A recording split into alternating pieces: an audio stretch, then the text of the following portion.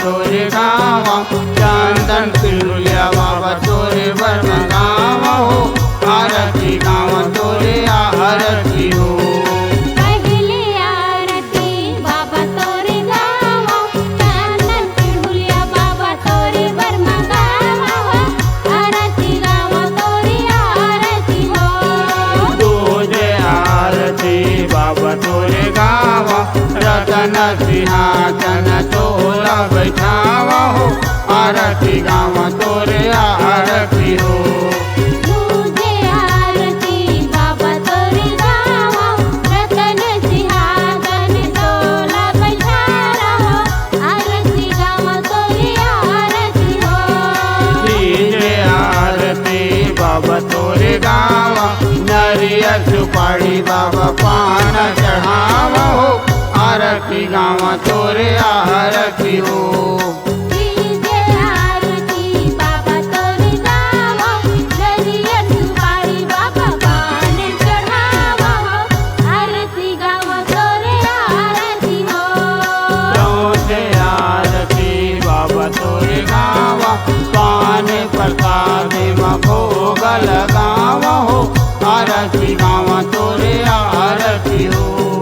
चौथे आरती बाबा तोरे गावा, पान प्रसाद में भोग लगावा हो, आरती गावा तोरे आरती हो।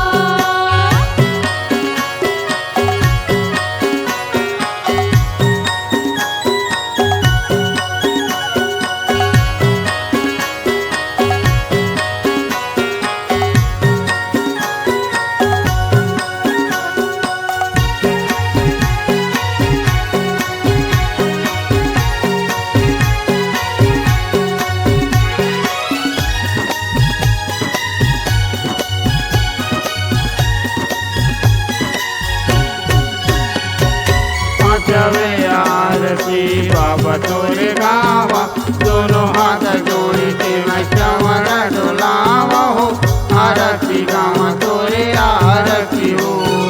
पांचवे आरती बाबा तोरे गावा, दोनों हाथ जोड़ी के मैं चवर डोलावा हो, आरती गावा तोरे आरती हो।